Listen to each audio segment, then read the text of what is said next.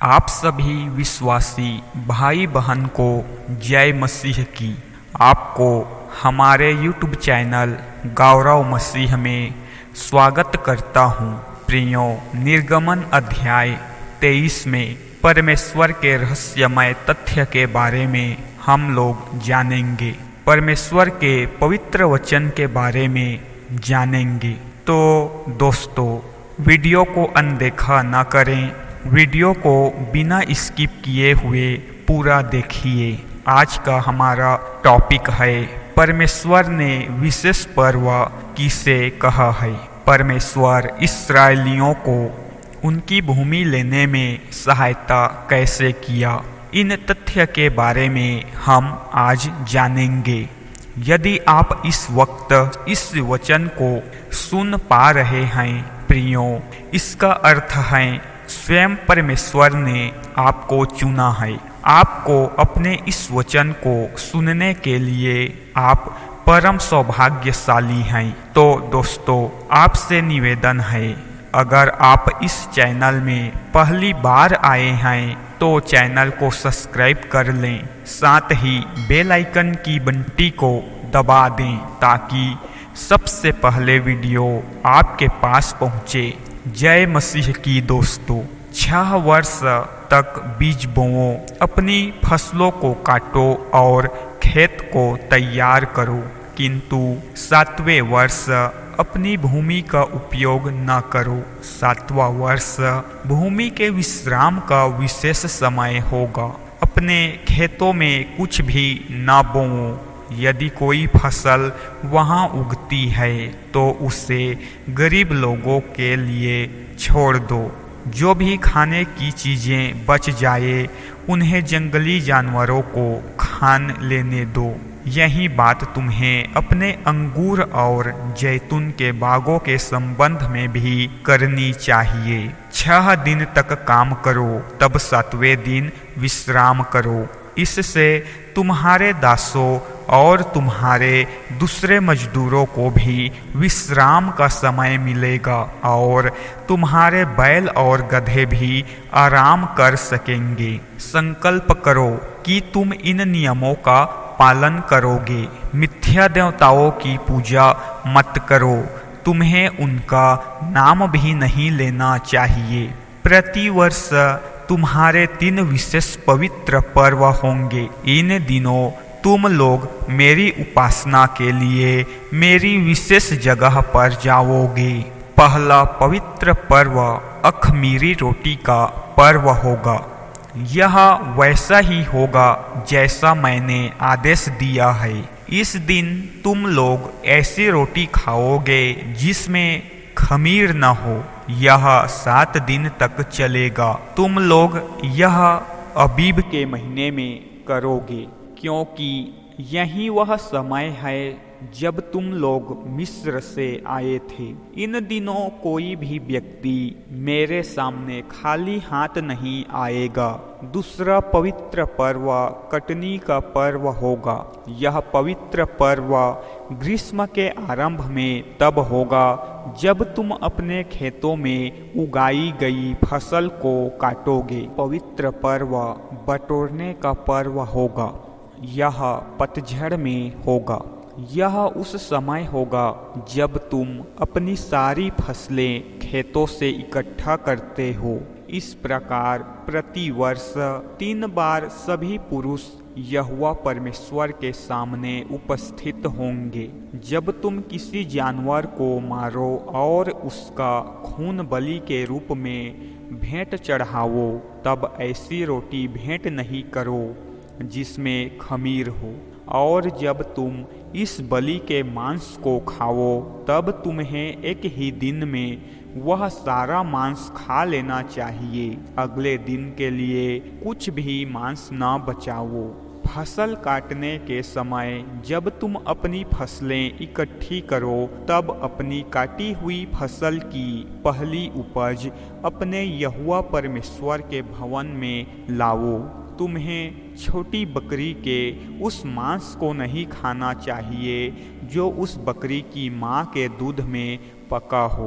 परमेश्वर ने कहा, मैं तुम्हारे सामने एक दूत भेज रहा हूँ। यह दूत तुम्हें उस स्थान तक ले जाएगा जिसे मैंने तुम्हारे लिए तैयार किया है। यह दूत तुम्हारी रक्षा करेगा। दूत की आज्ञा मानो और उसका अनुसरण करो। उसके विरुद्ध विद्रोह न करो। वह दूत उन अपराधों को क्षमा नहीं करेगा जो तुम उसके प्रति करोगे। मेरी शक्ति निहित है। वह जो कुछ कहे उसे मानो।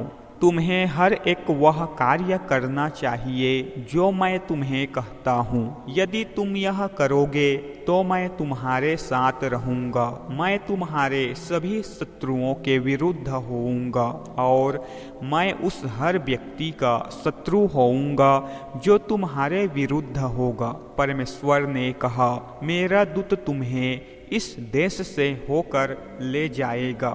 वह तुम्हें कई भिन्न लोगों, एमोरी, हित्ती, परिज्जी, कनानी, हिब्बी और यबूसी के विरुद्ध कर देगा, किंतु मैं उन सभी लोगों को नष्ट कर दूंगा। उनके देवताओं को मत पूजो। उन देवताओं को झुककर कभी प्रणाम मत करो।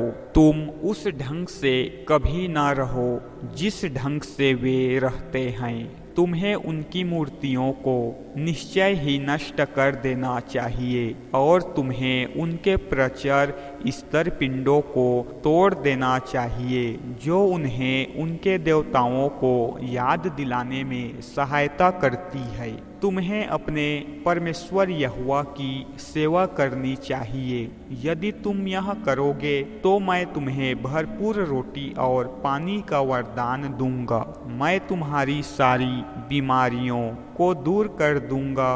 तुम्हारी सभी स्त्रियां बच्चों को जन्म देने लायक होंगी। जन्म के समय उनका कोई बच्चा नहीं मरेगा और मैं तुम लोगों को भरपूर लंबा जीवन प्रदान करूंगा। जब तुम अपने शत्रुओं से लड़ोगे, मैं अपनी प्रबल शक्ति तुमसे भी पहले वहां भेज दूंगा।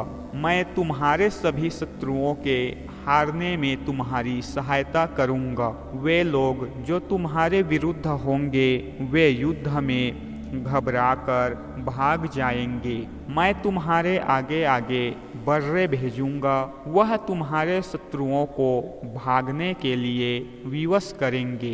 हिब्बी, कनानी और हित्ती लोग तुम्हारा प्रदेश छोड़कर भाग जाएंगे, किंतु मैं उन लोगों को तुम्हारे प्रदेश से बाहर जाने को शीघ्रतापूर्वक विवश नहीं करूंगा। मैं यह केवल एक वर्ष में नहीं करूंगा। यदि मैं लोगों को अति शीघ्रता से बाहर जाने को विवश करूं तो प्रदेश ही निर्जन हो जाए। तब सभी प्रकार के जंगली जानवर बढ़ेंगे और वे तुम्हारे लिए बहुत कष्टकर होंगे। मैं उन्हें धीरे धीरे और उस समय तक बाहर खदेड़ता रहूंगा जब तक तुम उस धरती पर फैल न जाओ और उस पर अधिकार न कर लो। मैं तुम लोगों को लाल सागर से लेकर फरात तक का सारा प्रदेश दूंगा। पश्चिमी सीमा पलिस्ती सागर, भूमध्य सागर होगा और पूर्वी सीमा अरब मरुभूमि होगी। मैं ऐसा करूंगा कि वहां के रहने वालों को तुम हराओ और तुम इन सभी लोगों को वहां से भाग जाने के लिए विवश करोगे। तुम उनके देवताओं या उन लोगों में से किसी के साथ कोई समझौता नहीं करोगे। उन्हें अपने देश में मत रहने दो। यदि तुम उन्हें रहने दोगे तो तुम उनके जाल में फंस जाओगे। वे तुमसे मेरे विरुद्ध पाप करवाएंगे और तुम उनके देवताओं की सेवा आरंभ कर दोगे। यह वचन परमेश्वर और उनके लोगों के बीच एक विशेष संबंध और मार्गदर्शन का संदेश देता है। इसमें कई महत्वपूर्ण बातें शामिल रखने योग्य है। मार्गदर्शन और सुरक्षा। परमेश्वर अपने लोगों जाएंगे कि दूत के माध्यम से मार्गदर्शन और सुरक्षा प्रदान करते हैं। यह दूत उन्हें उस स्थान तक ले जाएगा जिसे परमेश्वर ने उनके लिए तैयार किया है। आज्ञाकारिता का महत्व। लोगों को दूत की आज्ञा मानने और उसका अनुसरण करने के लिए कहा गया है। अवज्ञा करने पर उन्हें दंडित किया जाएगा। परमेश्वर की शक्ति। दूत में परमेश्वर की शक्ति निहित है और उसकी आज्ञा का पालन करना परमेश्वर की आज्ञा का पालन करना है। शत्रुओं पर विजय। परमेश्वर अपने लोगों को उनके शत्रुओं पर विजय प्राप्त करने में मदद करेंगे। वह उनके शत्रुओं के विरुद्ध होंगे और उन्हें नष्ट कर देंगे। आशीर्वाद और समृद्धि। यदि लोग परमेश्वर की आज्ञा का पालन करेंगे तो उन्हें आशीर्वाद और समृद्धि प्राप्त होगी। उन्हें भरपूर रोटी पानी और लंबी आयु का वरदान मिलेगा। परीक्षा और धैर्य। परमेश्वर अपने लोगों को तुरंत ही वादा किए गए देश में नहीं ले जाएंगे। वह उन्हें धीरे धीरे और समय के साथ वहां ले जाएंगे ताकि वे उस भूमि पर फैल सकें और उस पर अधिकार कर सकें। अन्य जातियों से अलगाव। लोगों को अन्य जातियों के देवताओं की पूजा नहीं करने और उनकी रीति रिवाजों का पालन नहीं करने के लिए कहा गया है। उन्हें उनकी मूर्तियों को नष्ट करने और उनसे दूर रहने के लिए कहा गया है। यह वचन परमेश्वर के प्रेम, मार्गदर्शन, सुरक्षा और न्याय का संदेश देता है। यह लोगों को परमेश्वर पर भरोसा रखने, उनकी आज्ञा का पालन करने और धैर्य रखने के लिए प्रोत्साहित करता है। अगर यह वचन अच्छा लगे तो कमेंट बॉक्स में कमेंट जरूर करें। साथ ही हमारे चैनल को लाइक, सब्सक्राइब, शेयर करें। परमेश्वर आपका हर मनोकामना पूर्ण करेगा। आमीन।